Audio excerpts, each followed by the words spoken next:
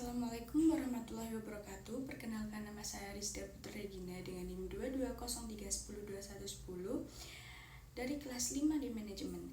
Di sini saya akan menjelaskan tentang analisis e-government PT Jasara Harja dari perspektif sistem informasi manajemen. Sebelumnya, kalian tahu nggak sih apa itu PT Jasara Harja? PT Jasara Harja yaitu badan usaha milik negara di Indonesia yang bergerak dalam bidang asuransi sosial. Perusahaan ini berdiri pada 1 Januari 1961 sebagai tindak lanjut dari kebijakan pemerintah untuk melindungi masyarakat pengguna transportasi umum dari risiko kecelakaan. Awalnya, Jasara Harja hanya mengelola program asuransi kecelakaan lalu lintas, angkutan umum, dan penumpang.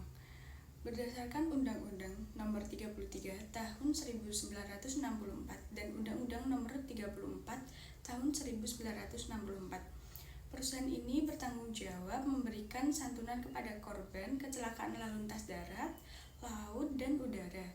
Seiring berjalannya waktu, Jasara Harja terus memperluas layanan dan meningkatkan efisiensi operasionalnya melalui digitalisasi dan kerjasama dengan berbagai instansi seperti kepolisian, rumah sakit, dan Direktorat Jenderal Perhubungan Darat. Perusahaan ini memiliki misi utama untuk memberikan perlindungan dasar yang cepat dan tepat kepada masyarakat dalam rangka mendukung kesejahteraan sosial. Apa sih tujuan dan manfaat penerapan e-government di PT Jasara Harja ini? Tujuan penerapan e-government di PT Jasara Harja yaitu bisa mencakup peningkatan efisiensi operasional dan layanan kepada publik, terutama dalam transparansi klaim asuransi atau layanan publik lainnya.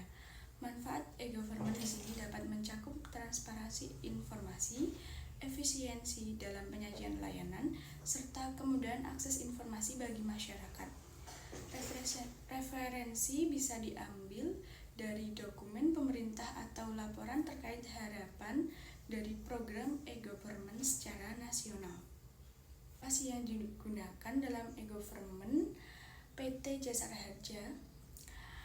Identifikasi komponen utama seperti perangkat keras, misalnya server dan workstation, perangkat lunak, aplikasi manajemen asuransi dan basis data, jaringan internet, serta data center. Selain itu, prosedur operasionalnya seperti alur layanan elektronik perlu diidentifikasi. Sumber informasi yang relevan bisa diambil dari situs resmi PT Jasara Harja atau laporan teknis terkait. Ini menekankan bagaimana data dikelola dan dilindungi, terutama data sensitif, serta upaya dalam menjaga kepatuhan terhadap standar keamanan, ancaman keamanan seperti peretasan atau kebocoran data, dan solusi seperti enskripsi, firewall, atau kebijakan akses data juga perlu dijelaskan. Referensi dapat diambil dari kebijakan pemerintah dan standar terhadap kualitas dan kemudahan layanan. Akses e-government mencakup indikator seperti respon layanan dan kepuasan pengguna. Aksesibilitas juga berarti bagaimana layanan ini bisa dijangkau oleh seluruh masyarakat di Indonesia. Survei kepuasan atau laporan tahunan PT Jasara Harja bisa digunakan sebagai sumber data. Pengambilan keputusan e-government dalam penyediaan data yang membantu pengambilan keputusan di level manajemen. Sistem e-government memungkinkan akses data yang real-time, yang relevan untuk membantu membuat keputusan berbasis data yang lebih efektif. Partisipasi masyarakat dapat didorong melalui platform pengaduan online, informasi publik, atau fitur interaktif lainnya. Hal ini penting untuk memahami keterlibatan masyarakat dalam pengawasan serta memberikan masukan langsung terkait layanan yang mereka terima.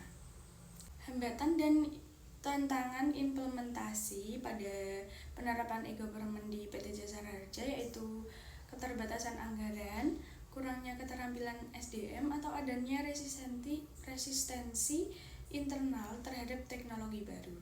Hambatan ini bisa diambil dari wawancara, berita, atau laporan manajemen BUMN ini. Menyimpulkan hasil analisis saya dengan menilai apakah tujuan e-government sudah tercapai di PT Jasara Harja, terutama dalam aspek transparansi dan efisiensi. Menurut saya sudah tercapai dari transparansi dan efisiensinya PT Jasara Harja ini.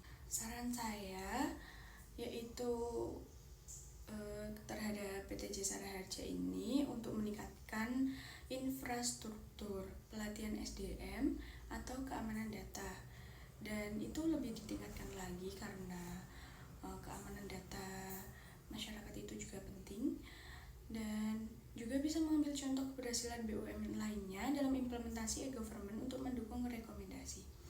Sekian analisis yang bisa saya sampaikan pada PT Jasara Harja Persero atau BUMN dalam menerapkan e-government di perspektif sistem informasi manajemen. Kurang lebihnya mohon maaf. Wassalamualaikum warahmatullahi wabarakatuh.